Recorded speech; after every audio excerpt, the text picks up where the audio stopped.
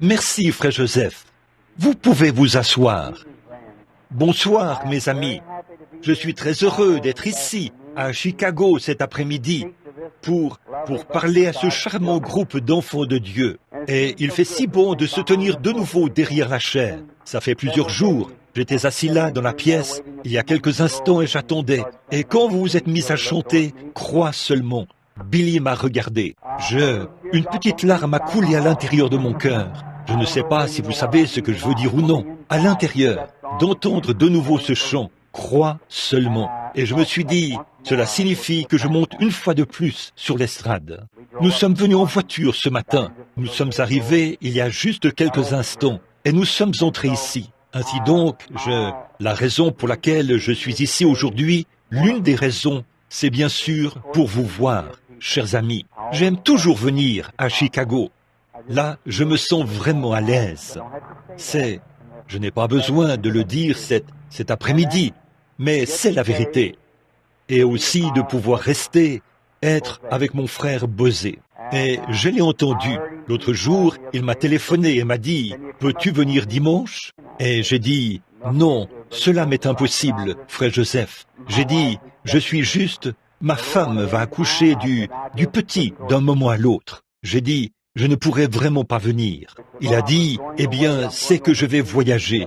Je vais outre-mer. » Et il a dit « J'ai dit « Je viendrai pour dire adieu ou au revoir, comme on dit, à la manière des prédicateurs. Nous ne nous disons pas adieu les uns aux autres, parce que nous vivrons ensemble pour toujours. Alors, comme il voyage, nous lui disons simplement au revoir et lui souhaitons les bénédictions de Dieu. Et nous avons la possibilité de le dire ici, devant l'Église. Et aussi, je me suis dit que peut-être, comme j'ai cette possibilité de le dire devant lui et l'Église, d'habitude, lors des services de guérison que je fais, je n'ai pas l'occasion de m'exprimer, d'exprimer mes sentiments aux gens comme je le voudrais. Je voulais exprimer à cette église cet après-midi, du mieux que je le peux, ce qui n'est pas d'une manière très raffinée, toute mon appréciation pour frère Bosé, votre pasteur. Et je vais le dire comme je le dis à ma femme. J'ai dit, voici un petit Suédois que j'aime vraiment. Il m'appelle Frère Branham, et moi je l'appelle Joseph. Alors vous savez à quel point nous sommes amis. Et c'est un garçon que nous attendons. Il s'appellera aussi Joseph. C'est vrai. Alors nous apprécions vraiment frère Joseph. Ce n'est pas parce qu'il est assis ici, s'il n'était pas présent, ça aurait été mieux.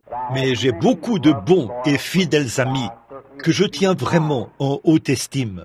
Alors que nous arrivions, il y a quelques instants, par la promenade South Shore. Je suppose que c'est comme ça que vous appelez cette route-là. Ce que Billy et moi étions en train de parler. Et il a dit, « Tu rentres ce soir, papa ?» J'ai dit, « Je serai trop fatigué, Billy. » J'ai dit, « Je pense que je vais prêcher 2 fois aujourd'hui. » Et j'ai dit, « je serai trop fatigué. » Il a dit, « Tu sais quoi ?» Il a dit, « Je pense que frère Bosé est l'un des meilleurs frères que j'ai jamais rencontrés. » Je vais le dire en empruntant une expression de mon fils. Idem pour moi. C'est vrai. J'ai appris à aimer frère Joseph. Voici ce que j'aime chez lui. Il y a tant de choses. Tout d'abord, c'est un frère chrétien. Deuxièmement, on peut se fier à ce qu'il dit. J'aime ça. J'aime un homme qui, lorsqu'il vous dit quelque chose, il s'en tient à ça. Une autre chose, c'est ceci. Il est mon ami, peu importe si j'ai raison ou tort. Bon, n'importe qui peut être votre ami tant que vous avez raison. Mais quand vous avez tort, lui, il reste toujours votre ami. Or, ce n'est pas tout le temps que j'ai raison. Vous savez, la plupart du temps, j'ai peut-être tort. Mais peu importe si j'ai tort ou raison, Joseph Bosé est mon ami. Je l'ai vu en temps de dures épreuves. Je l'ai vu traverser des moments dont le public ne sait rien, quand l'heure du test est venue pour nous. Il s'est toujours tenu à mes côtés comme un frère. Et j'apprécie beaucoup cela. Il y a certainement eu des gens qui ont essayé de me décourager en me disant « Frère Joseph est un saint du dernier jour » ou « du dernier jour ». On appelle ça comment? La pluie du dernier jour? J'ai dit « Peu m'importe s'il est du premier, du deuxième, du dernier ou n'importe où au milieu. C'est mon frère. » ce qui a fait qu'on soit en contact. Une fois, une série de réunions a été annulée à Chicago, dans l'Illinois. C'était une série de réunions sous la tente, parce je ne l'avais jamais vu de ma vie. J'ai annulé cette série de réunions sous la tente, du fait qu'on ne voulait pas appuyer les réunions de Frère Joseph. Vous tous, vous ne savez pas ça. Mais c'est vrai, je venais de rentrer de Stockholm, en Suède, et le groupe qui était avec moi a dit, j'ai dit, est-ce qu'on a l'entière collaboration de toutes les églises?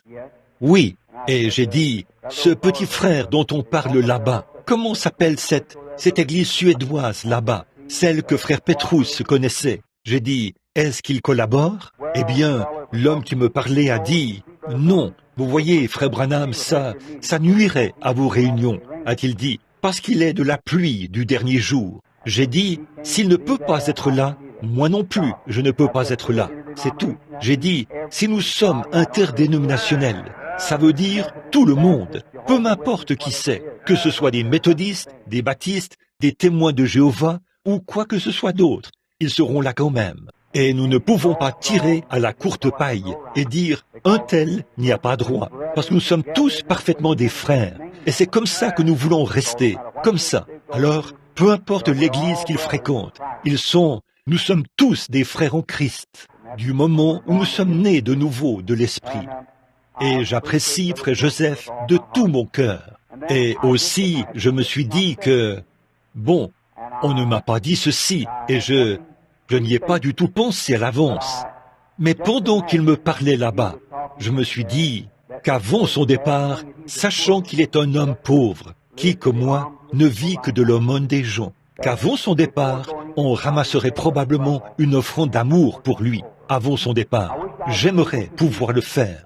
Je lui ai demandé il y a quelques instants, j'ai dit, frère Joseph, est-ce que tu vas ramasser une offrande d'amour pour toi-même? Il a dit, je vais peut-être le faire, frère Branham, ce soir. Ils vont probablement... J'ai dit, je souhaiterais pouvoir la ramasser pour toi, frère. Mais je dis, tu te retrouverais sans le sou si je le faisais. Mais j'ai dit, j'aimerais simplement, vous ne m'avez jamais entendu dire, mentionner ces choses sur l'estrade, parce que je n'ai jamais ramassé d'offrande de ma vie.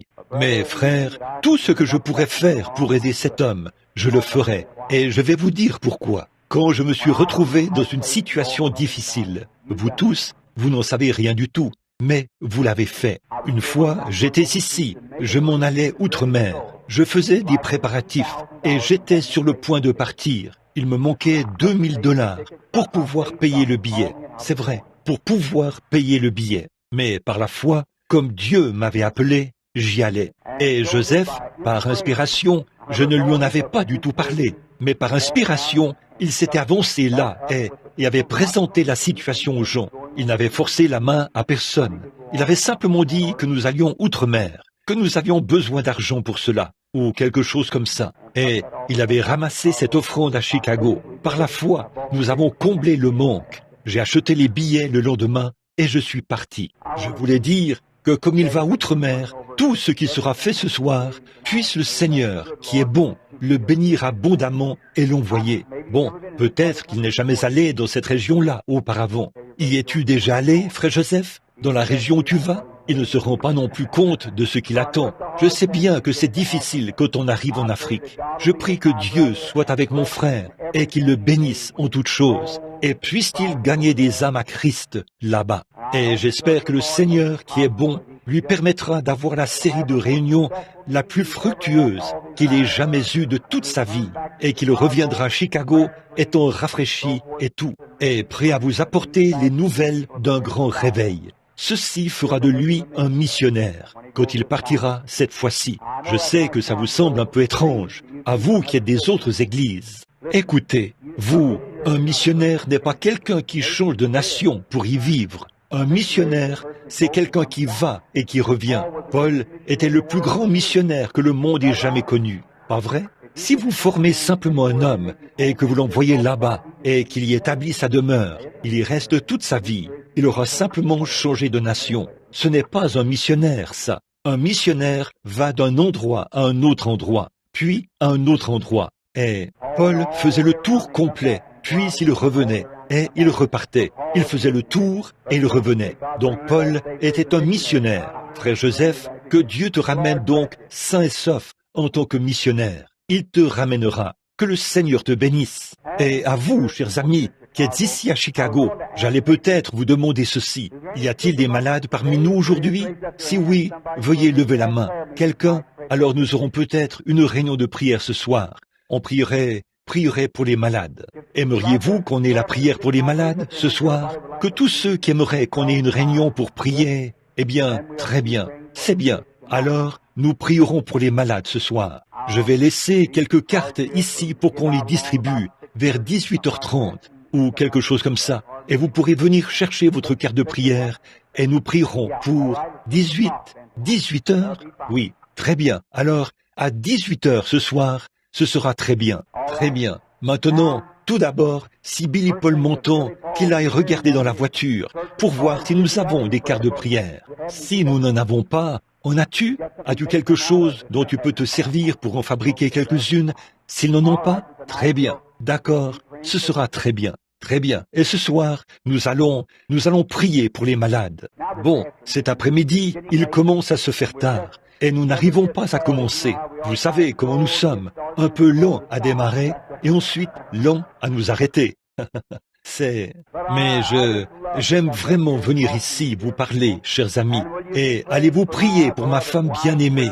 Le ferez-vous pour le petit enfant qui va naître? Pauvre petite femme, elle vit certainement des moments difficiles. Et nous comptons sur lui, celui qui est invisible, pour l'accouchement.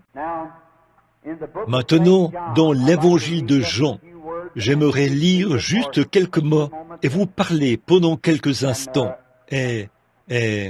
Oh oui, eh bien, merci frère. Ainsi donc, nous allons essayer de terminer dans une trentaine de minutes. Si le Seigneur le veut, je tiens à vous parler aujourd'hui. Lisons dans les Écritures, dans Jean, ou pas dans Jean, dans 1 Jean, chapitre 1. Bon, je vois que mes amis Léo et Jean sont ici, deux jeunes hommes de votre voisinage, ici, qui font des enregistrements. Et en passant, ces jeunes hommes vont à toutes les réunions et font des enregistrements et les ont sur bande. J'ai envoyé acheter une bande pour... Quelqu'un avait prêché une prédication l'autre jour et j'ai envoyé acheter la bande. Oh là là, j'ai pensé que j'allais acheter tout le pays pour me procurer cette bande. Environ $9 pour une bande. Je me suis dit, ouh là là, j'ai posé la question à ces jeunes hommes. J'ai dit, qu'en est-il de ceci? Eh bien, oh, quelle différence entre ça et ce qu'ils proposent. Et ils ont tous les messages, et ainsi de suite. C'est de la bonne vieille nourriture, ça fera, de pain de maïs. Mais ça vous fera du bien, ça vous aidera beaucoup. Cela m'a mené sain et sauf jusqu'ici. Je suis prêt à prendre cela. J'y ai fait confiance dans les ombres même de la mort. Cette religion à l'ancienne mode, elle m'a sauvé. Ce n'est peut-être pas aussi raffiné que ça devrait l'être, mais je veux que les bénédictions de Dieu soient avec moi, peu importe combien c'est raffiné. Et maintenant, puisse le Seigneur bénir ces deux jeunes hommes qui ont vraiment consacré leur vie et leur travail à cela. Maintenant, nous commencerons à lire à partir du verset 5 jusqu'au verset 7 inclus. La nouvelle que nous avons apprise de lui et que nous vous annonçons, c'est que Dieu est lumière et qu'il n'y a point en lui de ténèbres. Si nous disons que nous sommes en communion avec lui et que nous marchions dans les ténèbres, nous mentons et nous ne pratiquons pas la vérité. Mais si nous marchons dans la lumière, comme il est lui-même dans la lumière, nous sommes mutuellement en communion et le sang de Jésus, son Fils, nous purifie de tout péché. N'est-ce pas beau? Maintenant, pouvons-nous courber la tête un instant? Notre Père Céleste, alors que je parle aujourd'hui à ce charmant auditoire de gens qui sont en route vers l'éternité, peut-être que la plupart d'entre eux ont déjà été lavés dans le sang de l'agneau et que leurs vêtements sont blancs et purs et que tous leurs péchés et leurs offenses ont été pardonnés et qu'ils attendent le rappel pour monter là-haut. Et nous sommes venus parler et avoir cette petite communion avec notre frère avant qu'il aille outre-mer pour accomplir la grande commission. Allez par tout le monde et prêchez la bonne nouvelle à toute la création. Bénis notre très cher frère, Seigneur, dans sa mission. Bénis cette petite église qui est là à attendre son retour, qui attend en prière son pasteur bien-aimé. Bénis son adjoint qui prendra la place, tous les anciens et les gens. Bénis la lecture de l'Écriture et donne-nous maintenant d'être en communion avec toi, maintenant même, autour de la parole, car nous le demandons en son nom. Amen. Maintenant, je vais parler de la parole et de l'expression en communion. Alors que j'étais en chemin, je me suis dit que ce serait peut-être un merveilleux moment pour parler pendant quelques instants sur le fait d'être en communion. C'est l'une des choses les plus glorieuses. Tout le monde désire être en communion. Aujourd'hui, les gens disent, « Voudriez-vous venir passer un petit moment avec moi à la maison ?» Passons simplement quelques moments de communion. Aussi, bien des fois, les hommes d'affaires disent, « Voudriez-vous venir prendre un repas avec moi aujourd'hui, à l'heure du dîner, ou aller prendre un petit repas ensemble, manger un morceau de tarte ou quelque chose, passer un moment de communion, manger, être en communion, va de pair avec manger. » Et pendant que nous parlerons cet après-midi, puisse le Saint-Esprit de Dieu prendre la parole de Dieu et nourrir chaque âme affamée ici. Manger accompagne la communion. Et l'homme ne vivra pas de pain seulement, dit le Seigneur, mais de toute parole qui sort de la bouche de Dieu. Alors le Saint-Esprit aime manger et être en communion avec le croyant. Quel moment! Nous sommes tous rassemblés autour d'une grande table maintenant, où les bonnes choses de Dieu sont empilées, très haut. Dans ses abondantes bénédictions, Dieu a tout ce dont nous avons besoin, toutes les vitamines, tout ce dont nous avons besoin pour faire de nous des chrétiens bien robustes, en bonne santé, remplis de son esprit, lavés dans son sang. Quel moment où nous pouvons être en communion. Et avez-vous déjà réfléchi à ce vieux proverbe qu'un homme avait prononcé un jour? Ma mère avait l'habitude de l'employer très souvent. Qui se ressemble, s'assemble. C'est vrai. Observez les oiseaux. Vous ne verrez pas les colombes et les charognards ensemble, parce qu'ils ne peuvent pas manger la même nourriture. Un charognard, une buse, ça peut manger n'importe quoi. Un corbeau peut s'installer là, sur un cadavre, et le manger. La colombe ne peut pas le faire. Si elle en mangeait, ça la tuerait. Elle ne peut tout simplement pas en manger. Elle va là-bas dans un champ de blé et se met à manger du blé. Elle fréquente ses semblables. Mais voici ce qui est saisissant. Saviez-vous que le corbeau peut manger des cadavres et aussi manger du blé? Il peut manger les deux, mais vous voyez, il faut surveiller ces individus-là, cette sorte-là, qui sont capables de s'asseoir dans la réunion et de faire semblant de savourer la réunion, puis repartir là-dehors, prendre les choses du monde. C'est comme ça que sont les croyants qui ont une vie sociale aujourd'hui. Mais nous aimons nous réunir avec ceux qui se sont séparés des choses du monde, qui ont été appelés à sortir et qui sont devenus de nouvelles créatures en Jésus-Christ, et qui communient autour des bénédictions du Saint-Esprit. Comme c'est merveilleux! En fait, l'homme est né pour avoir de la communion. L'homme, au commencement, dans le jardin d'Éden, il avait une merveilleuse communion. Dieu descendait pour être en communion avec son groupe, composé d'hommes et de femmes, chaque soir. Dans la fraîcheur du soir, Dieu descendait à l'ombre de grands palmiers. Peut-être que sa lumière sacrée, pour ainsi dire, brillait sur Adam et Ève, dans cette grande cathédrale à ciel ouvert, en communion avec Dieu. Ils n'avaient aucun souci à se faire, tant qu'ils étaient en communion. J'aime être en communion avec les hommes. J'aime bien sortir et causer avec des gens qui aiment le Seigneur, et être en communion avec eux, parce que nous voyons les choses de la même manière. Nous avons les mêmes motifs. Nous avons les mêmes idéaux. J'aime parler avec les gens à propos de...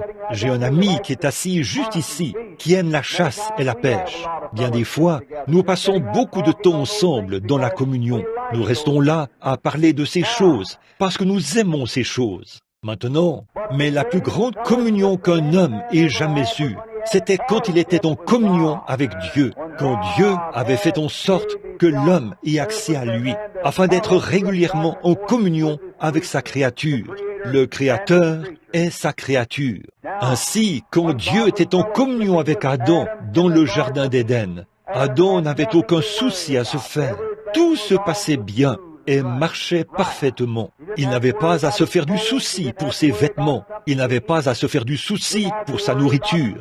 Il n'avait pas à se faire du souci pour la maladie. Il n'avait pas à se faire du souci pour la mort, pour le chagrin. Il n'avait aucune idée de tout ça. Il était vraiment libre comme un enfant. Il avait un Père céleste qui veillait sur lui et qui communiait avec lui chaque jour. Ce serait merveilleux, n'est-ce pas, si nous pouvions revenir à cela. Et savez-vous qu'aujourd'hui, chaque âme rachetée vit en dessous de ses privilèges par rapport à ce genre de communion avec Dieu? Vous croyez cela?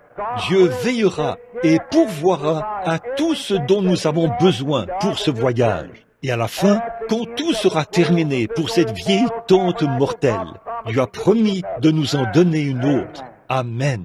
Vous savez, j'ai une petite idée bizarre au sujet de ce qui arrive quand nous mourrons. Je ferais aussi bien de l'exprimer. Je suis en famille. Frère Joseph a dit, une fois, j'étais sur le point de répondre à la question d'une femme, et c'était peut-être un peu contraire. Il a dit, Frère Branham, j'ai dit, bon, Frère Joseph, voici ce que je veux dire. Et il a dit, écoute, ne le dis pas. Il a dit, quand nous avons rédigé nos règles et énoncé ce que nous croyons dans cette église, nous les avons terminées par une virgule, pas par un point. Nous croyons ceci, plus tout ce que nous pouvons entendre. Et ça, c'est très bien. J'aime ça. Maintenant, dans Jean 14, quand il a dit « Il y a plusieurs demeures dans la maison de mon Père », lorsqu'il parlait à ses disciples avant son départ, je ne peux pas imaginer qu'elles étaient faites de pierre, de briques et de mortier. Je crois que la tente dont il parlait était un autre corps dans lequel vivre. Voyez, dans la maison de mon Père, il y a plusieurs tentes ou demeures. Détruisez cette tente et je la relèverai en 3 jours. Et aussi, si cette tente où nous habitons sur la terre est détruite, nous en avons une autre qui est déjà préparée et qui nous attend. Voyez? Alors je crois que il y a quelques jours, j'étais au mont Wilson, Palomar plutôt, là-bas en Californie, ce grand observatoire où l'on peut voir à 120 millions d'années-lumière. Et ils observent le temps. Oh, la science est embrouillée dans sa théologie. Je vous le dis, quand je compare ce que la science dit maintenant à ce que j'ai appris à l'école, je vous le dis, ça n'a rien à voir avec ce qui m'a été enseigné à l'école. Vous savez, mon papa avait l'habitude de s'asseoir et dire, faisant référence à la Bible, il me demandait, « Billy, comment donc cela peut-il bien ?» Je répondais, « Papa, le soleil reste totalement immobile. La science le prouve. Et le monde tourne autour de lui. » Il disait, « Josué dit qu'il a arrêté le soleil. » Je disais, « Comment est-ce possible ?» Je disais, « Papa, c'est ce qu'on nous enseigne à l'école. » Et je disais, « Cela a été prouvé par la science. » Il disait, « Eh bien, peut-être que oui, mais ça, ce n'est pas mon jour de science, disait-il. » Lui, il croyait. Il disait, « Josué ». Et à l'école, j'ai posé la question à celui qui nous enseignait la Bible. Il a dit, « Eh bien, évidemment, tu sais, Josué et les gens de cette époque-là étaient des ignorants, et Dieu a simplement tenu compte de son ignorance. Et c'est plutôt le monde qu'il a arrêté. Mais maintenant, ils doivent revoir cela. Le soleil fait sa révolution. Le soleil tourne lui aussi. Cela a été prouvé par la science. Le soleil tourne. Quand j'étais tout petit et que j'allais à l'école, on disait que quand le soleil se couche, ça projette de la lumière sur les étoiles. Puis, les étoiles reflètent la lumière du soleil. Aujourd'hui, la science prouve que ce n'est pas possible. Il faut des milliards et des milliards d'années pour que la lumière du soleil, qui parcourt tant de millions de kilomètres à l'heure, ou peu importe ce que c'est, que cela parte du soleil pour atteindre l'une des étoiles. Donc, ce n'est pas le cas. En fait, chaque étoile produit sa propre lumière. Le fils de frère Moore a reçu son diplôme il y a quelques semaines. Et l'un des grands scientifiques est venu là. Il lui a fait l'accolade et lui a remis sa bourse. Il a dit qu'à Washington, D.C., ils ont 124 livres scientifiques les plus récents. qui traite de toute la science moderne, tout ce qui est éprouvé par la science. Il a dit, « Jeune homme, il vous faudrait 2 ans pour lire tous ces livres d'un bout à l'autre. Et après les avoir tous lus d'un bout à l'autre, il vous faudrait mettre au rebut tout ce que vous y auriez appris. Parce que quelque chose de différent serait présenté. » Quand il a dit ça, j'ai poussé un petit « Amen » là. Mais je me suis dit que je pouvais me lever et dire ceci. Mais j'ai ici un livre sur lequel on n'aura jamais à faire de compromis. Même après que des âges et des âges auront passé, il sera toujours le même parce qu'il est inspiré. Ils sont obligés de revenir à cela chaque fois. Oh, n'essayez pas d'apprendre, de rendre vos cheveux gris en essayant d'étudier la science. Étudiez simplement la Bible de Dieu, parce que c'est le livre le plus pur de tous. Bon, je pense qu'une fois que l'âme quitte le corps, nous entrons dans une autre maison qui n'est pas faite de main d'homme.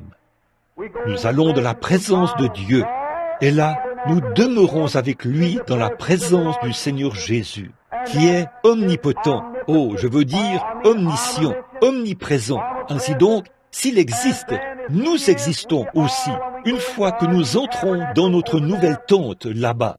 Si donc il a dit, là où 2 ou 3 sont assemblés, je serai au milieu d'eux. Alors, il est tenu d'être ici cet après-midi, aussi sûr qu'il y a un ciel et une terre. Jésus-Christ est présent maintenant, mais ce qu'il y a, c'est qu'il est sous une forme invisible. Nous ne pouvons pas le voir, mais il y a quelque chose dans l'âme du chrétien qui fait que l'homme a conscience de sa présence quand elle est là. Il sait qu'il se tient dans la présence de quelque chose qu'il ne peut pas voir. Nous savons que la radio passe ici en ce moment, la télévision passe ici en ce moment. Nos yeux ne peuvent pas capter cela, mais c'est dans un autre monde. Et de la même manière, cet après-midi, il y a des anges de Dieu qui sont placés dans cette salle et qui veillent. Les anges de Dieu campent autour de ceux qui le craignent.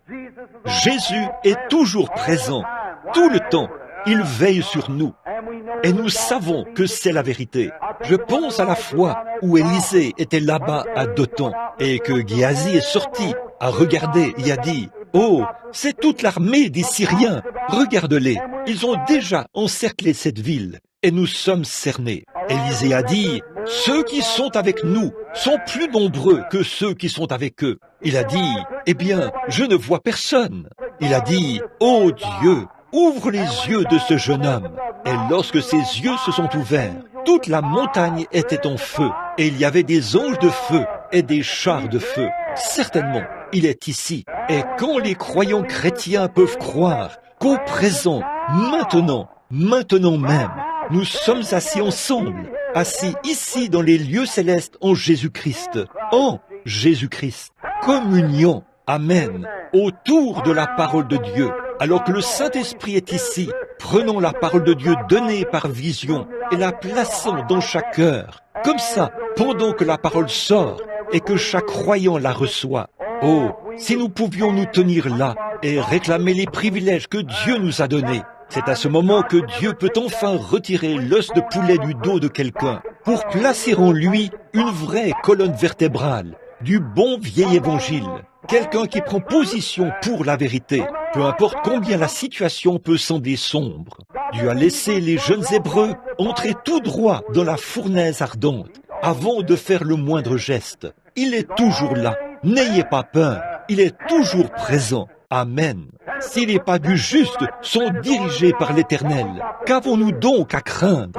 Si Dieu est pour vous, qui sera contre vous? Oh là là, réfléchissez à ça. Oh, si Dieu permet que ces portions du ciel nous rassemblent tous pour une réunion. Amen.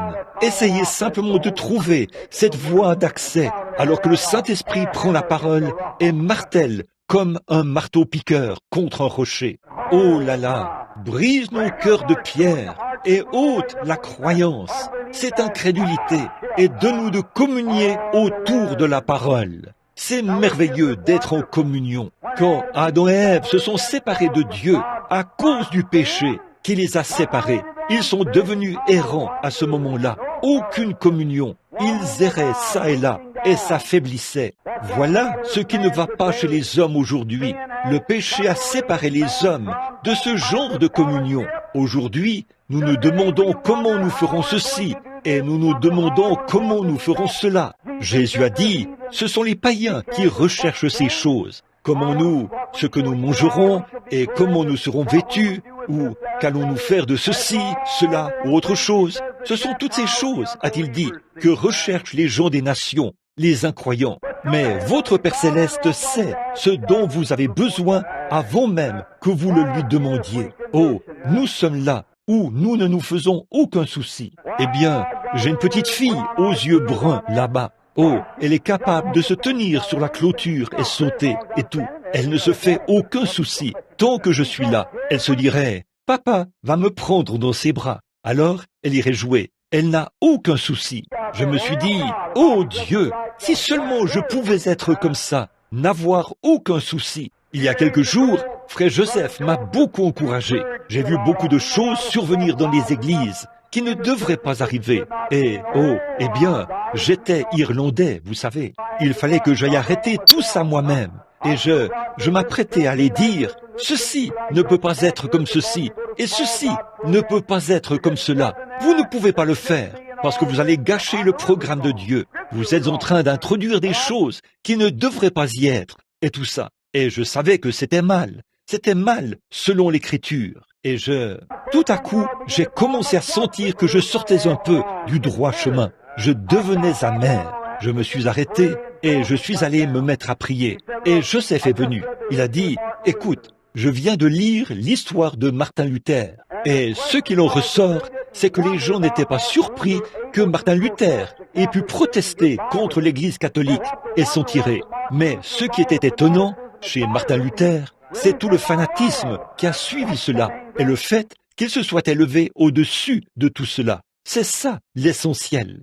Alors, j'ai entendu la Christ dire, « Que t'importe? Toi, suis-moi, je m'occuperai du reste. Toi, continue simplement à me suivre. » C'est comme ça. Et là, vous serez de nouveau sans souci. Très bien. Quand l'homme s'est séparé de Dieu, il est devenu errant. Il errait ça et là. Quelle belle image d'aujourd'hui. Quand l'homme perd vraiment la communion avec Dieu. Cette semaine, il est méthodiste. La semaine suivante, il est baptiste. Et puis, il est ceci, cela et autre chose. Errant ça et là, ballotté par tout vent de doctrine. Le cœur devrait être affermi. Je ne dis pas que vous devriez être méthodiste, baptiste ou quoi que ce soit d'autre. Vous devriez être en règle avec Dieu. Voilà, peu importe l'église que vous fréquentez ou le groupe, communiez avec n'importe quel groupe, que ce soit les assemblées ou les unitaires ou les binitaires ou la pluie du dernier jour ou quoi que ce soit d'autre. Tant que votre communion avec Dieu est pure. Amen. La Bible dit que le sang de Jésus-Christ nous purifie de tout péché. Et alors, nous sommes en communion les uns avec les autres. Amen. J'aime ça. Oh là là. La manière. Alors Dieu a vu que l'homme n'était plus en communion. Et là, il fallait qu'il fasse quelque chose pour ramener sa créature là où il pouvait de nouveau avoir son cœur, afin qu'il puisse retrouver son chemin. Voici maintenant où commence la partie triste. Eh bien, depuis le commencement du temps, l'homme a essayé de remplacer cette communion par quelque chose d'autre. Et aujourd'hui, nous disons certainement que tout le monde vienne adhérer à notre Église. C'est nous qui l'avons. Les méthodistes veulent croire qu'ils l'ont, les baptistes qu'ils l'ont, les catholiques qu'ils l'ont, les presbytériens qu'ils l'ont, les pentecôtistes qu'ils l'ont, les apostoliques qu'ils l'ont. Et là, ils ont formulé une déclaration de credo. Et ils ont cette église-ci établie avec un tas de credos. Et ils prétendent que c'est par ce moyen-là qu'on est en communion. Écoutez, vous ne pouvez pas être en communion par ce moyen-là. Vous pourriez adhérer à toutes les églises qu'il y a dans le pays et ne quand même pas être en communion avec Christ. Là-bas, au commencement, Dieu a conçu son unique plan lorsqu'il a tué un agneau ou une brebis et a accueilli la race humaine à bras ouverts pour qu'elle revienne à la communion. Et ça, c'était par le sang. Amen.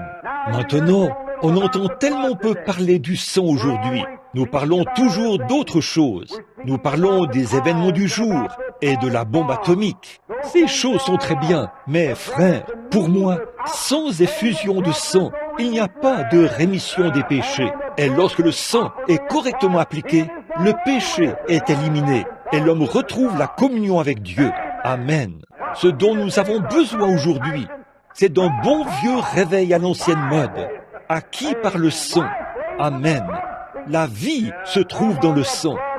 Et quand le sang de Christ nous purifie de toute iniquité, alors nous sommes en communion avec Dieu.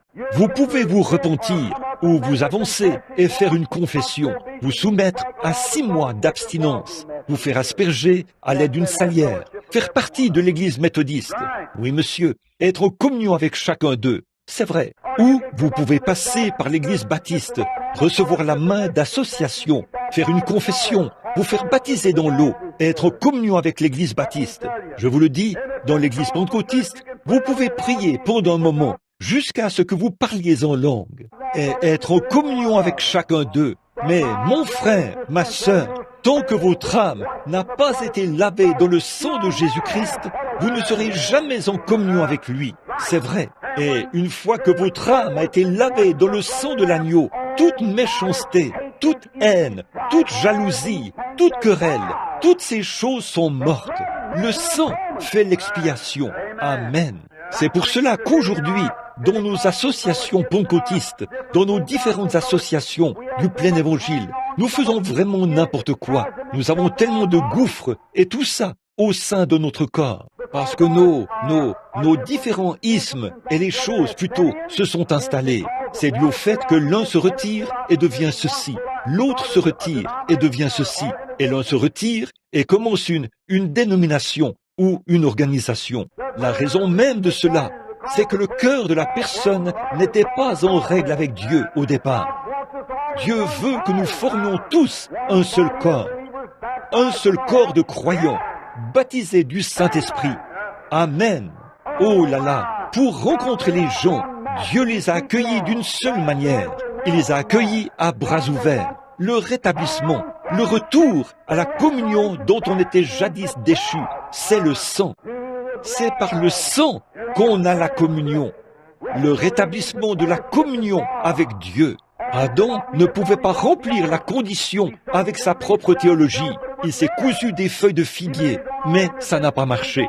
Il a formé sa propre organisation, il a formé sa propre dénomination, mais ça n'a pas marché. Et aujourd'hui, quand je suis passé en voiture à côté de votre colonie de nudistes, ici, là, sur la route qui mène ici, ils ne peuvent même pas attendre que le soleil commence à chauffer. Ils étaient tendus là, sur la plage, tout nus, les hommes et les femmes ensemble.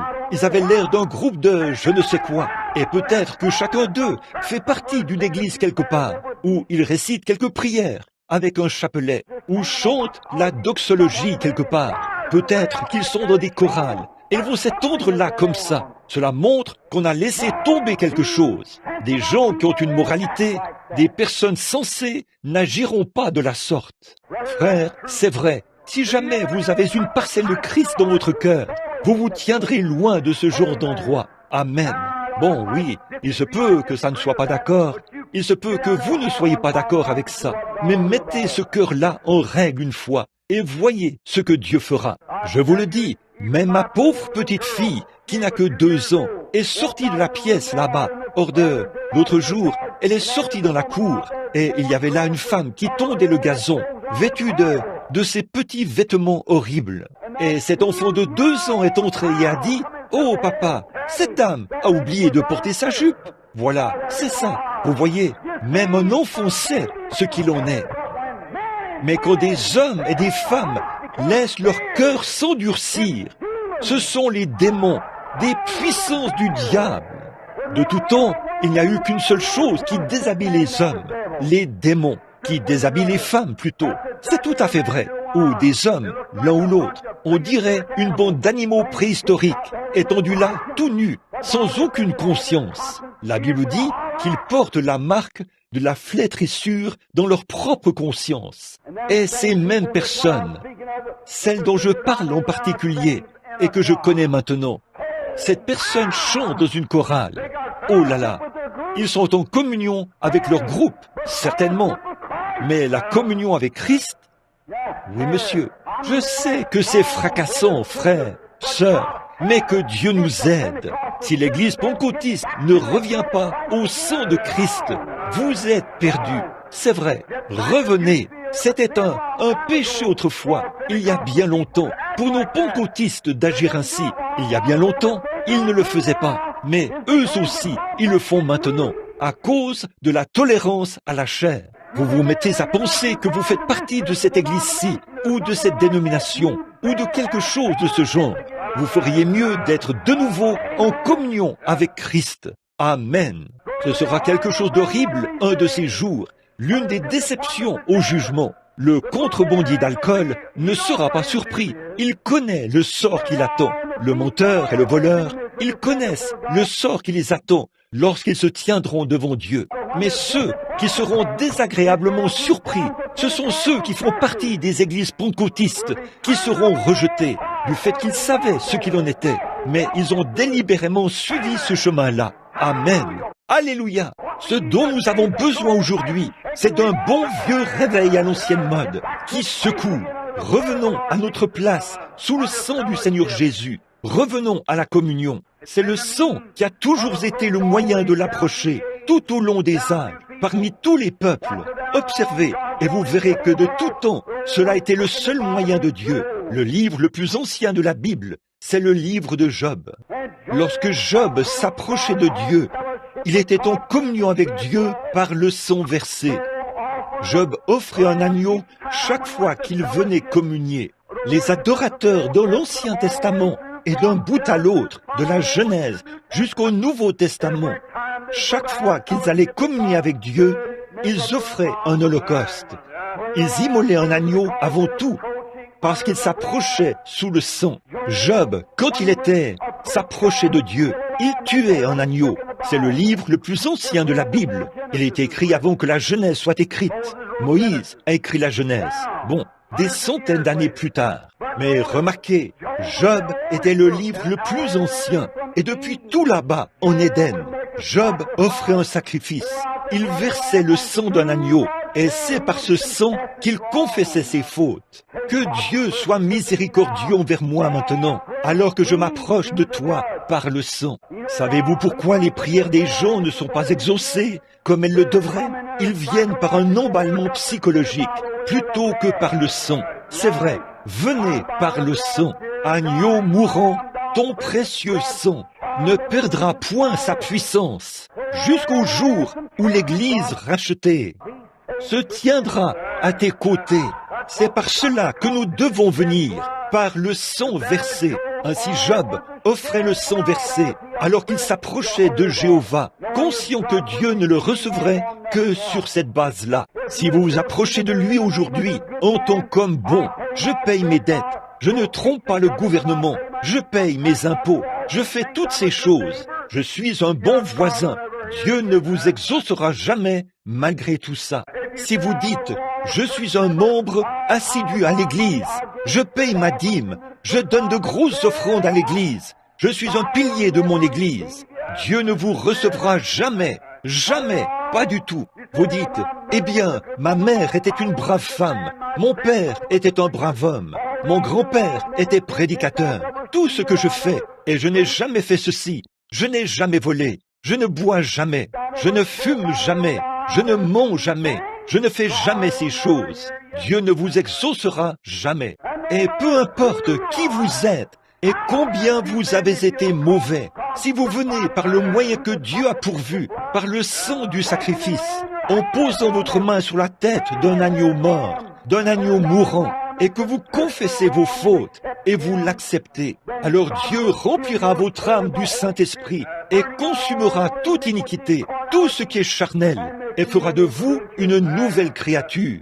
Job, je pense à Job à cette époque-là, en sa qualité de père. Il avait tout plein d'enfants. Ils étaient un peu rebelles. Et il se souciait constamment de ses enfants. Ne serait-ce pas beaucoup mieux si tous les membres d'église de Chicago avaient la même approche au sujet de leurs enfants? Il n'y aurait pas de délinquance juvénile. on ne verrait pas ces émeutes raciales. Et, je veux dire, ces émeutes et toutes ces choses qui se passent ici aujourd'hui, des coups de feu, des tueries, des vols, des viols, et toutes ces choses, c'est parce que les gens ne se soucient pas de leurs enfants. La première chose qu'ils disent, eh bien, je les ai inscrits sur les registres quand ils étaient petits, et j'ai ensuite confié le reste à la monitrice de l'école du dimanche. Et cette femme va aux parties de danse, qui durent peut-être toute la nuit. Elle arrive là, fardée au possible, comme si elle allait à un cirque plutôt qu'à l'église. Et vous laissez vos enfants entre les mains de quelque chose comme ça? Mère, honte à vous. Vous devriez faire asseoir là cet enfant qui est dans le besoin, lire la Bible, poser vos mains sur sa tête et invoquer Dieu. Oh Dieu, sois miséricordieux, épargne ma fille, mon fils. Oui, j'aime beaucoup le faire. Prendre mes petites filles, oui, et les asseoir là. Elles sont là, leurs petits yeux écoutent, ou leurs oreilles écoutent, et leurs yeux regardent. Et je leur parle de tout ce qui concerne Jésus, et combien il les aime, et tout. Elles s'agenouillent devant les chaises, et prient comme nous tous. C'est comme ça que nous voulons procéder, n'est-ce pas? C'est comme ça que beaucoup d'entre vous procèdent. C'est ce que vous devriez faire. Je suis allé dans bien des foyers, et là, on rassemble toujours tous les enfants pour la prière en famille. Oh Dieu, bénis ces familles. C'est ça, le lien qui unit. Si vous le faisiez chez vous, il n'y aurait pas autant de cas de divorce. Et toutes les choses qui se passent, comme nous le voyons, vous seriez en communion les uns avec les autres. Puis je vois Job. Ses enfants se sont mariés et sont partis dans différentes directions, comme on le voit lorsque les oiseaux quittent le nid. Job, qui savait qu'il n'y avait aucun moyen possible pour l'homme de s'approcher de Dieu et d'être en communion avec lui, si ce n'est par l'agneau du sacrifice, par le sang. Job s'est dit, peut-être que mes enfants ont péché, je vais donc offrir un agneau pour eux. Quelque chose a dit à Job qu'il ferait mieux de se préparer, qu'il ferait mieux d'être prêt. Et quand il faisait l'offrande de l'agneau du sacrifice pour ses enfants, un jour, c'est arrivé. La tempête a déferlé et les a tous tués. Puis c'était le feu et tout, la destruction. Mais avant que cela arrive, Job s'était assuré que chacun d'eux était sous le sang. Amen. Le rejet, on le rejette aujourd'hui. Cette nation tue Christ aussi vite qu'elle le peut. Elle attriste le Saint-Esprit par des credos et des formes de religion.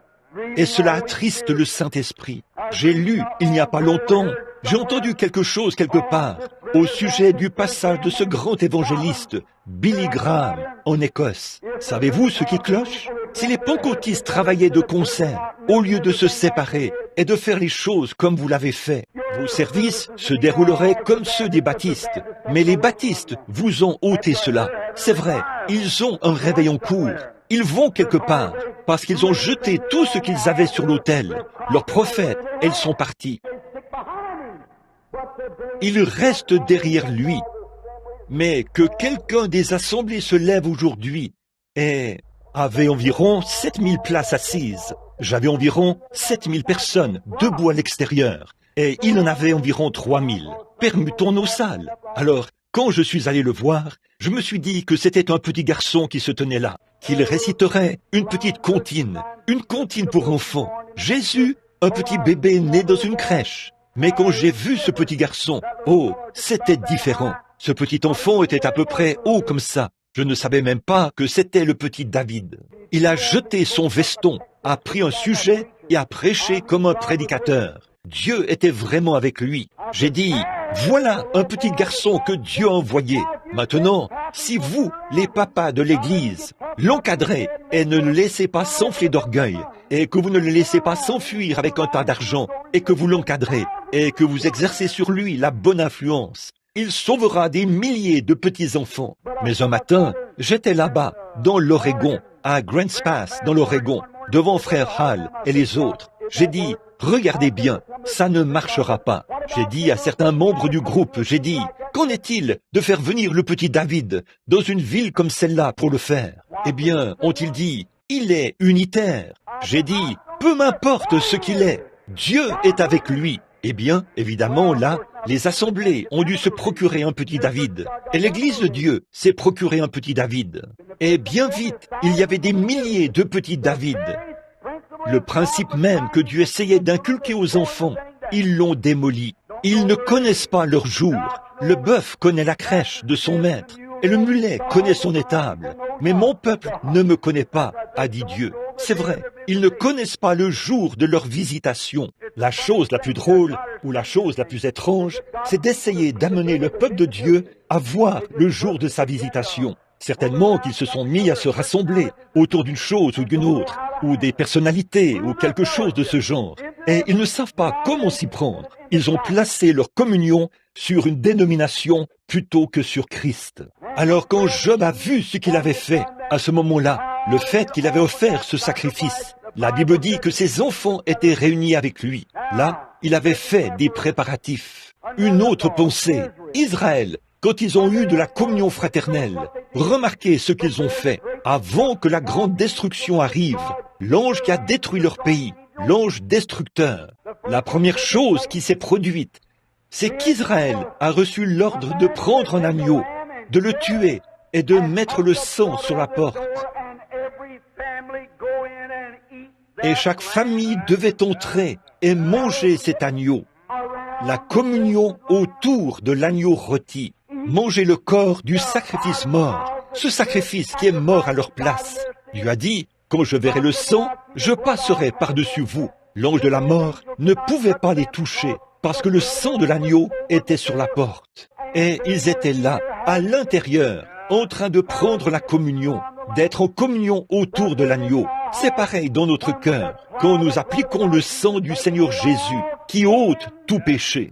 Là, nous pouvons être en communion en mangeant la parole de Dieu, autour de la table de Dieu, communier autour des choses saintes. Quand vous prêchez la guérison divine, tous ceux qui sont en Christ disent « Amen ». C'est vrai, quand vous prêchez que nous devons rejeter tout péché, toute méchanceté, toute dispute et tout, « Amen », dit le vrai croyant. C'est vrai, être en communion autour de la parole. Vous voyez ce que je veux dire? Bon, en tout temps, le seul endroit où Dieu a toujours rencontré, dit qu'il rencontrera toujours l'homme. Il n'a jamais promis de nous rencontrer dans les dénominations. Il n'a jamais promis de nous rencontrer autrement que par le sang versé. Israël, dans l'Ancien Testament, peu importe où il se trouvait, pour pouvoir adorer Dieu, il devait se rassembler dans un lieu commun de rencontre, qui était le tabernacle dans le désert. Chaque homme qui allait au sommet de la colline et qui voulait être en communion avec Dieu, il entrait dans le tabernacle, là, dans le désert, pour rencontrer Dieu. Lorsque Myriam a été frappée de lèpre, Moïse est entré là et est tombé sur sa face devant Dieu, sous le sang versé. Voyez? Maintenant, placez-vous à votre position ce soir. Voyez? Mettez-vous sous le sang. Toutes ces choses qui sont dans votre cœur, faites-les sortir. Allez devant Dieu sous le sang. Confessez vos fautes. Appelez les gens et mettez les choses en règle. Aidez-moi. Moïse a tout de suite obtenu une réponse à sa prière parce qu'il a suivi la voix de Dieu en se mettant sous le sang. Avant de pouvoir être en communion, il devait se mettre sous le sang. Maintenant, remarquez, l'agneau a été immolé. Dans l'Ancien Testament, ils avaient une vache rousse. Il a dit à Moïse, quand ils se sont mis en route, il lui a dit, « Maintenant, pourvois d'un moyen pour la purification du peuple pendant leur voyage. Car s'ils agissent mal, ils vont perdre la communion. Et avant qu'ils puissent être en communion, je veux que tu prépares pour eux les eaux de séparation. » Ainsi donc, Moïse a reçu l'ordre de prendre une vache rousse, une jeune vache. Maintenant, je veux vous faire remarquer que le mot rouge signifie quelque chose. Pour vous et moi, le rouge signifie le danger. Mais dans la Bible, le rouge signifie la rédemption. La rédemption par le sang. D'un bout à l'autre, de la Genèse à l'Apocalypse, il y a un filet de sang rouge d'un bout à l'autre. Il y a du rouge d'un bout à l'autre. Remarquez, il fallait venir sous le sang versé. Donc, il lui a dit, prends une vache rousse. Bon, l'avez-vous déjà remarqué sur le plan scientifique? Si vous prenez quelque chose de très rouge et que vous regardez cette chose rouge, à travers du rouge, ça paraîtra blanc. Le saviez-vous? Du rouge vu à travers du rouge paraît blanc. Ainsi donc, Dieu, sachant que l'homme était un pécheur par nature, sachant qu'il avait tort au départ, il a préparé le sang versé. Et lorsque Dieu regarde par le sang du Seigneur Jésus, vous, le pécheur rouge, il vous voit blanc comme la neige. Vous n'avez plus de péché. Quand Dieu vous regarde par le sang de Christ, peu importe ce que vous avez fait, combien de péchés vous avez commis et ce que vous avez fait, si le sang de Christ a été appliqué à votre cœur, vous êtes parfait aux yeux de Dieu. Écoutez, dans quelques instants, je vais vous livrer un petit secret au sujet de la guérison divine et de différentes choses. La première chose, mes amis, c'est la préparation du cœur humain. Oui, monsieur. Tenez, il y a quelques jours, j'étais ici à Chicago, là où cette bonne vieille science disait « L'homme pense avec son cœur ». C'est absurde. La Bible a tout faux. Il n'y a aucune faculté mentale dans le cœur par lequel on puisse penser. L'homme pense avec sa tête, avec son intelligence. Mais maintenant, ils se rendent compte que Dieu avait raison. Voyez, l'homme ne pense pas avec sa tête, son intelligence. Il est une double personnalité. Regardez, la personne qui est ici, à l'intérieur, c'est tout d'abord l'intellect. Mais on dit que dans le cœur humain, cela ne se trouve ni dans le cœur d'un animal, ni dans aucun autre cœur. Mais là, dans le cœur humain, il y a un petit compartiment au centre du cœur humain, dans lequel il n'y a même pas de cellules sanguines. Mais c'est la place qu'occupe l'âme. Donc, en réalité, l'homme pense avec son cœur, pas avec sa tête. Maintenant, si vous y réfléchissez bien, vous verrez que c'est ça qui fait que nous avons tant de membres d'église tièdes aujourd'hui. Les gens ont une foi intellectuelle. Ils ont de la sympathie et disent « Oh, la Bible est vraie, certainement, oui monsieur ». Voyez, ils ont l'intellect pour dire « Oh, je crois que le Seigneur Jésus-Christ est le Fils de Dieu. Je l'ai accepté comme mon sauveur personnel. » Ils fument la cigarette, boivent du whisky, sortent, vont à des soirées dansantes, ils s'allongent sur les plages ici et tout. Certainement, Christ est mon sauveur. Oh, bien sûr, certainement, je fais partie de l'Église. Ça, c'est la foi intellectuelle. Beaucoup de gens viennent dans la ligne de prière et disent « Oh, frère, j'ai la foi. » Bien sûr, c'est une foi intellectuelle. Mais quand cette foi intellectuelle descend ici, dans ce petit compartiment, elle devient tangible. Tous les démons de l'enfer ne peuvent pas l'ébranler. C'est vrai, une fois qu'elle descend là, la question du péché est réglée. Amen. Quand il dit « Hé, je suis l'Éternel qui te guérit », quand cela traverse la foi intellectuelle, descend dans ce petit compartiment, alors il n'y a pas assez de médecins à Chicago pour vous dire que vous allez mourir. Non, monsieur, absolument pas. Et si elle est vraiment authentique, c'est ce que Dieu fait. Il vient là et prend cette foi intellectuelle. Il parle et la fait descendre dans le cœur humain. Et quand ça entre dans le cœur, ça devient tangible. C'est là que Dieu lui-même entre dans le cœur humain et que cela devient une chose indéniable. Amen. Une fois que cette foi sort de l'intelligence et entre dans le cœur humain, voyez-vous maintenant ce que je veux dire? Alors, sous le sang versé, il a dit, prends cette vache de 3 ans et elle doit être rousse. On l'a menée là. Il fallait avant tout qu'on n'ait jamais mis de joug à son cou. Oh, j'aime vraiment ça. Maintenant écoutez, ceci pourrait brûler, roussir et grésiller, mais il vaut mieux le vivre juste pendant un petit moment que de le vivre pour toujours. Regardez, cette vache représentait Christ, et Christ n'était pas sous le joug de quoi que ce soit. Amen. Mais il était uniquement Dieu. Maintenant, ne soyez pas ensemble, ne vous mettez pas avec les infidèles sous un joug étranger. Allez là dehors et faire partie de ceci et cela, et traînasser ça et là. Vous vous mettez sous le joug de ces fêtes, de ces soirées dansantes et tout. Tenez-vous loin de ça. Mettez-vous sous un joug avec Christ. Prenez mon joug sur vous. Recevez mes instructions. Cette vache ne pouvait pas porter un joug. Il fallait qu'elle n'ait jamais porté le joug. Et aussi, il fallait qu'elle soit tuée en présence du souverain sacrificateur. Alors, une fois que le souverain sacrificateur, Aaron, voyait que la vache avait été tuée, Éléazar prenait du sang avec son doigt, allait et on faisait 7 fois l'aspersion sur la porte, au-dessus de la porte de la tente, en guise de témoignage public. Par la suite, on prenait la vache On la mettait au feu et on la brûlait. On la brûlait totalement, puis on la déposait hors du parvis. Remarquez comme c'est magnifique. Il faut qu'on se dépêche. Hors du parvis, on déposait cela dans un lieu pur, car c'était les eaux de séparation. Dans Éphésiens, Paul y a dit que Dieu, par la prédication de la parole, les eaux de séparation, la foi vient de ce qu'on entend vient de la parole, et la parole de Dieu est les eaux de séparation, car c'est le renouvellement par l'eau, par la parole. L'écoute de la parole sépare cela. Or, l'incroyant, ou l'homme qui était aux prises avec le péché, se trouvait à l'extérieur. Voici un petit aspect que nous ne voulons pas laisser de côté. C'est qu'il fallait conserver l'eau de séparation dans un lieu pur. Et le prédicateur qui prêche l'évangile devrait être un homme pur et droit, pas un accro à la cigarette, pas un drogué, pas un ivrogne, ou un joueur de golf le dimanche après-midi, et ainsi de suite comme ça. Non, monsieur, il faut que ce soit conservé dans un vase saint, pur et sanctifié, en quelqu'un qui garde le mystère de Dieu dans son cœur. Il faut que ce soit dans une église pure, pas là où on joue au loto dans le sous-sol, à la loterie, où on a des soupers, où on sert de la soupe, et qu'on a des soirées dansantes pour les jeunes.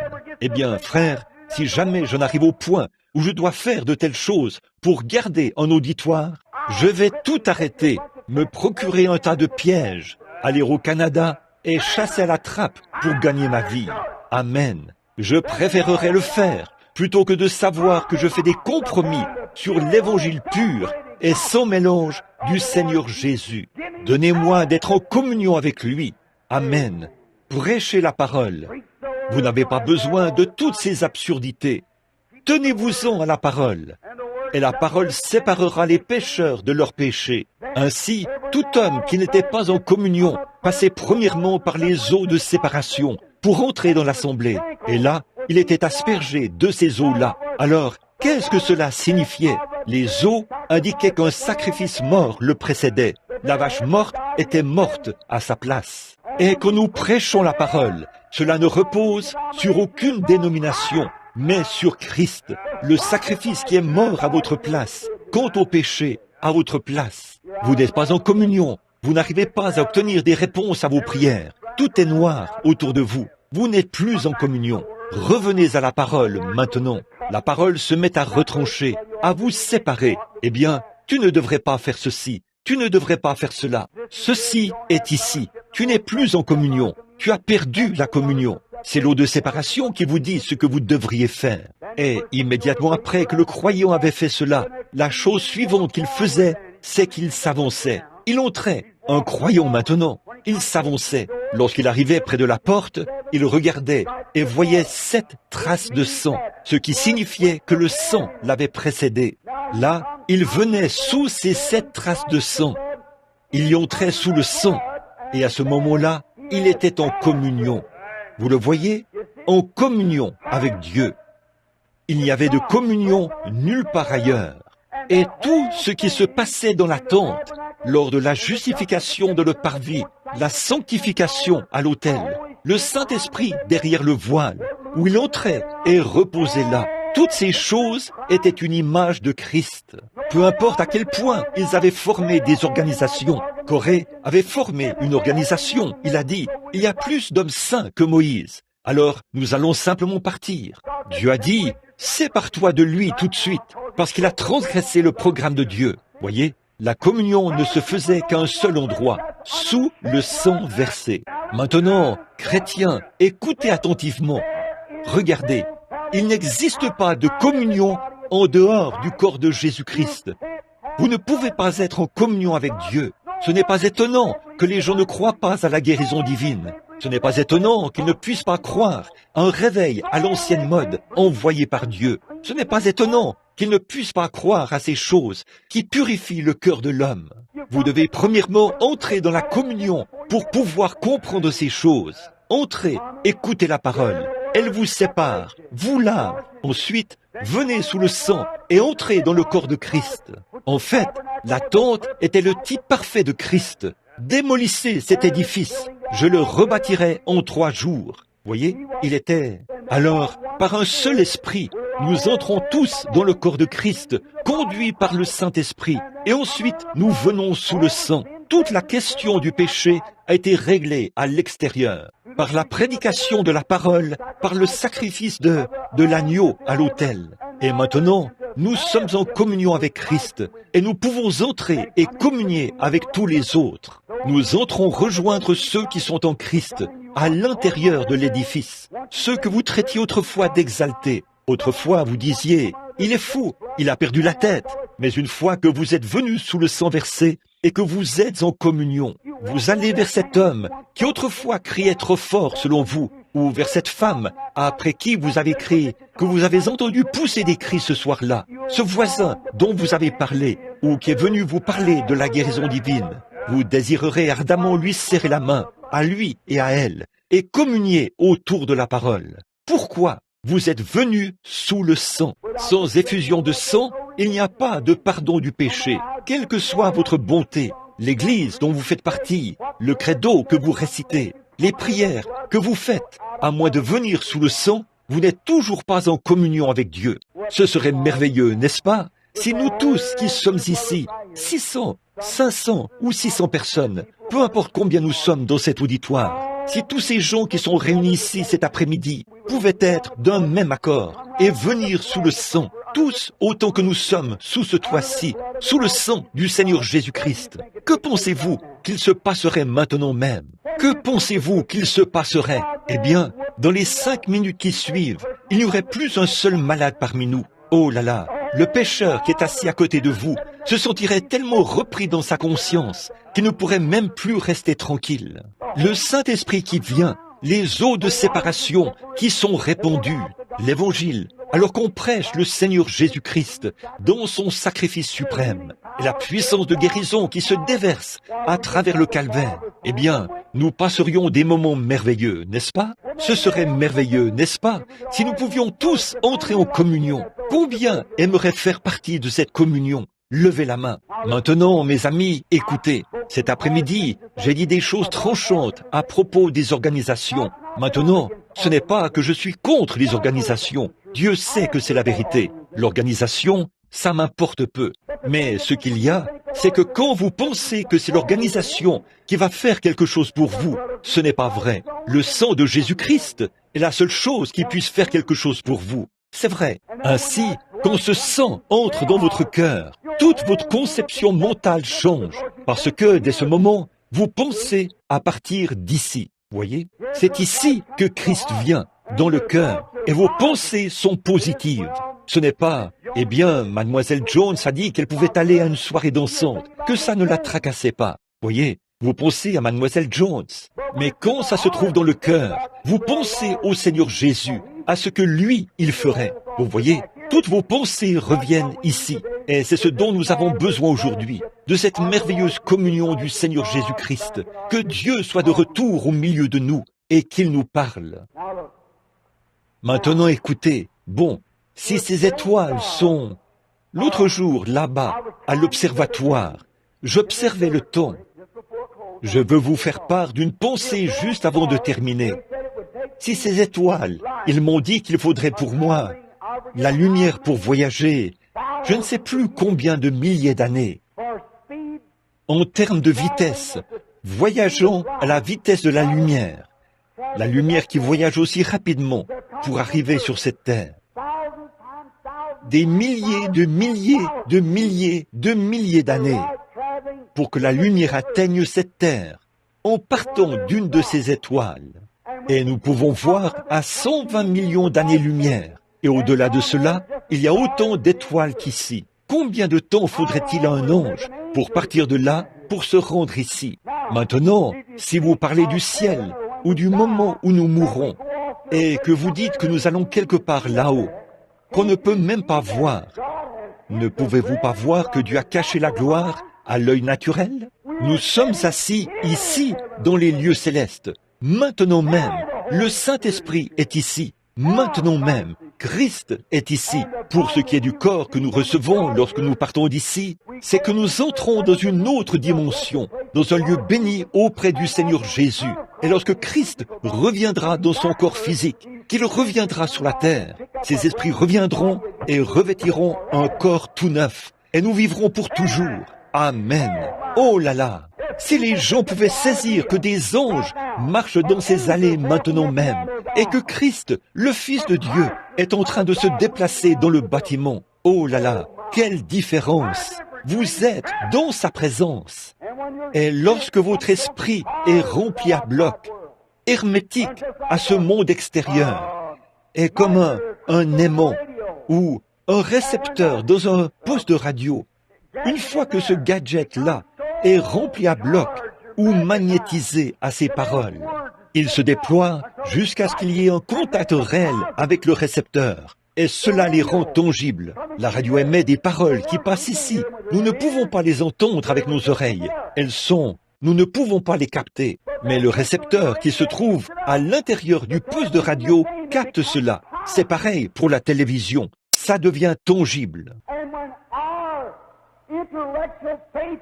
Et quand notre foi intellectuelle descend dans le cœur, et qu'elle est tellement chargée à bloc du monde invisible, que chaque parole de Dieu devient une vérité absolue. Vous voyez ce que je veux dire? Quand Dieu dit quelque chose, ça résonne là-dedans, exactement comme ça se passe avec le récepteur de la radio, et la chose devient parfaite. Dieu a dit, « Je suis l'Éternel qui te guérit ». Cela règle la question. Amen. Ça rend la chose réelle. Je serai avec toi, même en toi, jusqu'à la fin du monde. Cela rend la chose réelle. Il est ici, maintenant. Or, c'est ce qu'il en est quand j'approche la guérison divine. Ce soir-là, quand l'ange du Seigneur m'est apparu, il a dit, « Je serai avec toi, n'aie pas peur ». Il m'a dit ce qu'il ferait. Il m'a dit qu'il ferait des signes et des prodiges parmi les gens. Je l'ai interrogé, j'ai dit, ils ne croiront pas cela. Il a dit, il viendra un temps où tu connaîtras même les secrets de leur cœur. Tu leur diras ces choses. Et je me suis posé des questions à ce sujet. Il a cité Christ. Il a dit, je serai avec toi. Alors, quand je m'avance vers les malades sur l'estrade, ou quelque chose comme ça, ce genre de choses-là, ça devient une chose indéniable. Je crois cela. J'aimerais avoir la foi maintenant même. Pourquoi que chaque personne malade dans ce bâtiment sera guérie. Exactement comme j'ai la foi pour savoir qu'il se tient ici même. J'aimerais avoir ce genre de foi-là. J'aimerais que chacun de vous l'ait. Mais si nos pensées et notre communion s'élèvent au-dessus du domaine des choses que nous voyons, pour entrer dans celles que nous ne voyons pas, alors ça devient tout aussi tangible que les choses que nous voyons, ou même plus tangible. Que le Seigneur vous bénisse, alors que nous courbons la tête pendant un instant. Père Céleste, oh, pour la communion autour du corps de Christ, autour de la parole. Au commencement était la parole, et la parole était avec Dieu, et la parole était Dieu. Et la parole a été faite chair, et elle a habité parmi nous. Oh, combien nous l'aimons, combien nous apprécions sa présence ici maintenant. Le glorieux Fils de Dieu, le ressuscité, celui dont les paroles ne peuvent jamais faillir. Il est écrit ici dans la Bible que là où 2 ou 3 sont assemblés en mon nom, je serai au milieu d'eux. Et il est ici. Ô Dieu, puisse chacun croyant qui n'est pas régénéré, qui n'est jamais venu par le sang, qui n'a fait qu'aller à l'église, qui a encore un tempérament colérique, qui a encore des habitudes du monde auxquelles il s'accroche, qui a une foi intellectuelle, mais qui n'a jamais été lavé et purifié, afin de pouvoir être parfaitement en communion. Ô Dieu, fais que cet après-midi, ici et maintenant même, chaque cœur soit lavé, purifié dans le sang de l'agneau. Ils entreront en communion, si bien que le service de guérison de ce soir produira la réunion la plus glorieuse qui ait jamais eu lieu dans cet auditoire. Accorde-le, Seigneur. Veux-tu le faire? C'est pour la gloire de Dieu que nous te le demandons. Et pendant que nous avons la tête inclinée, je me demande, et que tout le monde soit en prière, si vous le voulez bien. Je sais qu'il se fait tard, mais regardez, mes amis, il se fait tard dans 2 sens. Le jour est sur son déclin, ce dimanche après-midi, aujourd'hui, le premier jour du mois de mai, et l'âge aussi est sur son déclin. Il est plus tard que nous le pensons. La venue du Seigneur est proche. Le cœur des hommes, vous voyez cette grande civilisation qui s'effondre, qui coule en ce moment même. Regardez donc cette Amérique. Quelle honte! Regardez ce que Jésus a dit. Dans les derniers jours, tout comme au jour de Noé, ils marieront leurs enfants et tout. Regardez les tribunaux de divorce en Amérique. Ils sont plus nombreux que dans toutes les nations réunies. Regardez l'immoralité. Regardez la perversion. Les clubs de perversion sexuelle sur la côte ouest et partout ailleurs. Des milliers de milliers y vont chaque année. La souillure, la saleté, l'impiété, l'usage naturel du corps est perverti en quelque chose d'autre. Ce sont des gens à l'esprit perverti. Les hommes sortent et se conduisent de la manière qu'ils le font. Les femmes portent ces espèces de petits vêtements. Ils ne pensent pas que c'est mal. Certainement pas. Leur esprit est perverti. Le diable s'est emparé d'eux. Ils ne le savent pas. Oh, quel jour! Croyant, es-tu sous le sang? Si tu ne l'es pas, pendant que ce soit uniquement le Seigneur Jésus et moi qui regardions ceci. S'il y a quelqu'un ici qui a le cœur honnête, qui est conscient et que par la prédication de la parole, vous êtes parvenu à croire ceci, que vous avez tort, que quelque chose dans votre cœur vous dit que vous avez tort. Si vous avez encore ces choses et que vous désirez ces choses, vous n'aurez pas nécessairement à les commettre. Il suffit que vous en ayez le désir. Voyez, celui qui regarde une femme pour la convoiter a déjà commis un adultère dans son cœur. Ce n'est pas celui qui prend une arme à feu et qui tire sur son frère, mais celui qui se met en colère contre son frère sans raison. Si vous savez que vous avez tort, voudriez-vous lever la main? Dites, frère Branham, priez pour moi maintenant. Je prie que Dieu m'amène sous le sang, qu'il me donne une expérience à l'ancienne mode et que mon cœur soit pur devant Dieu. Si cette personne est ici, voudriez-vous lever la main, maintenant même, avant que nous prions? Dites simplement en levant la main, non pas vers moi, mais vers Dieu. Dites, ô Dieu, sois miséricordieux envers moi maintenant. Je veux avoir un cœur vraiment pur devant toi. Y a-t-il quelqu'un quelque part dans les balcons ou ailleurs? Que Dieu vous bénisse. Que Dieu vous bénisse. Et vous, que Dieu vous bénisse, madame. Que Dieu vous bénisse, madame. Que Dieu vous bénisse, monsieur. Que Dieu vous bénisse, mon frère. Que Dieu vous bénisse, ma sœur. C'est bien. Eh bien, que Dieu vous bénisse, mon frère. C'est ça. Soyez honnête avec Dieu. Bon, ce n'est pas à mon endroit. Vous ne levez pas la main vers moi. C'est vers Dieu. Que Dieu vous bénisse, madame. Je vous vois là-bas. Quelqu'un d'autre qui... Que Dieu vous bénisse, madame. Et vous, monsieur. Et vous, monsieur. Que Dieu vous bénisse. Et vous, monsieur. Être honnête, c'est ça. Être des hommes et des femmes, c'est ça. Nous sommes devant Dieu. Que Dieu vous bénisse, madame. Vous voulez que ces choses soient ôtées de votre vie. Certainement, Dieu le fera. La seule chose que vous devez faire, c'est de le laisser le faire maintenant. Y en a-t-il un autre avant la prière, pendant que nous avons la tête inclinée? Dieu bien-aimé, ô Père, ces âmes humaines, nous sommes conscients, Seigneur, que celui qui nous jugera ce jour-là est ici, dans le bâtiment. Pas même un passereau ne peut tomber dans la rue sans que le Père le sache. À combien plus forte raison sais-tu que ces gens qui ont levé la main sont sincères? Ils sont assis ici à écouter la parole pendant de longues heures depuis le début de l'après-midi. Je te prie, ô Dieu, de purifier chaque cœur maintenant même par le sang du Seigneur Jésus. Fais que chaque habitude, chaque péché qui fait oppression ou quoi que ce soit d'autre qui ne va pas chez ces chères personnes. Je te prie, ô Dieu, d'ôter cela d'eux maintenant même. Accorde-le. Puissent-ils devenir des chrétiens humbles et doux, qui haïssent l'iniquité et qui aiment la justice.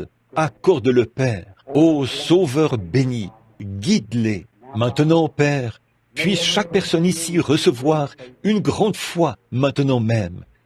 Nous attendons avec impatience le service de ce soir, Seigneur, pour la guérison des malades. Oh, veux-tu juste encore une fois, Seigneur, encore une fois, permettre que cela se produise? C'est la veille du départ de notre frère outre-mer. Fais qu'il y aille avec une nouvelle vision dans son cœur, de voir le royaume de Dieu descendre vers les enfants des hommes. Puisse le service de ce soir être un merveilleux service. Puisse chaque personne malade qui franchira la porte de Christ être parfaitement rétablie. Veux-tu l'accorder, Seigneur? Guéris ceux qui sont dans le besoin, que leur corps se rétablisse, car c'est au nom de Jésus que nous le demandons. Amen.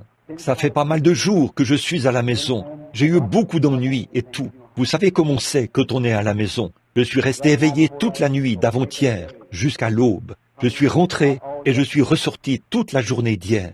Hier soir, j'ai très peu dormi. Et ce matin, je me suis levé pour venir ici. C'est un peu difficile. Je vous ai gardé longtemps. Je suis désolé de vous avoir retenu pendant tout ce temps. J'espère que vous... C'est le Saint-Esprit. Je l'ai constaté. Je veux dire ceci, si je préférerais vous donner un tout petit bouton de rose maintenant, plutôt qu'une couronne entière après votre départ. Voyez, j'ai eu de bons auditoires partout dans le monde, mais je n'ai jamais eu un auditoire aussi attentif que celui que j'ai ici, dans cette petite église de Chicago.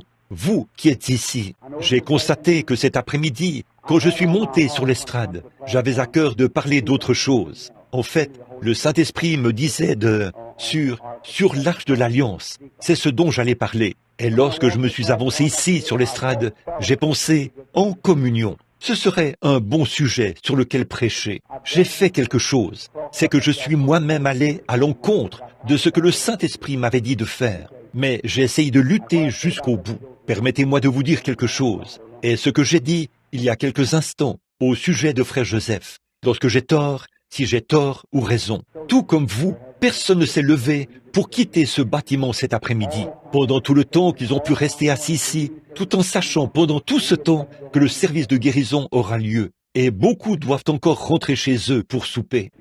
Vous êtes restés assis ici avec moi. Soyez bénis. Je vous aime. Je me souviendrai de vous devant Dieu. Et vous vous en êtes tenu strictement à cela, même quand vous me voyez lutter. Vous voyez, c'est ce que je veux dire. Quand il m'arrive d'avoir tort, voyez, quand j'ai tort. Maintenant, je prie que Dieu vous donne tout ce dont vous avez besoin, chaque désir de votre cœur. Et puissiez-vous, combien ici veulent être guéris ce soir? Levez la main. Tout le monde dans le bâtiment. Que Dieu vous bénisse. Oh là là, que sa grâce soit avec vous. Maintenant, si vous devez rentrer chez vous, pourquoi ne pas aller vous reposer un peu? Puis, revenez un peu plus tard pour prendre une carte de prière, afin de venir ce soir pour qu'on prie pour vous. Je crois que nous aurons une réunion merveilleuse. Pas vous? Amen. Amen. Que Dieu vous bénisse. Je remets maintenant la réunion à frère Joseph. Je vous reverrai dans quelques heures.